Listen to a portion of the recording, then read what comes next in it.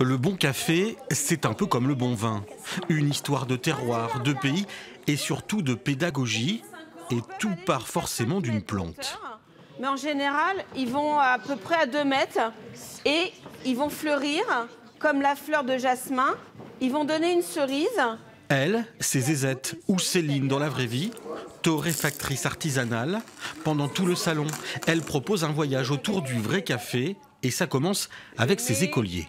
Je savais pas que en fait, les cafés poussaient sur un arbre. J'ai appris que ça poussait dans les pays chauds et que le café, qu'on pouvait manger les feuilles. Souvent, ils ont l'habitude de boire des cafés qu'on trouve partout, enfin, en grande surface et tout. C'est souvent des capsules. Et aujourd'hui, on veut redonner toute sa noblesse au café.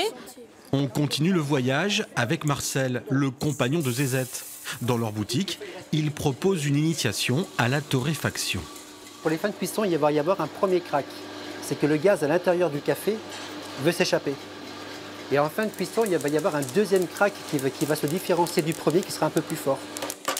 Et c'est le café qu'on doit bien choisir, prendre le temps, voyager un peu, bien se renseigner chez les importateurs et les torréfier en petite quantité. Et puis, ce sont des cafés de terroir.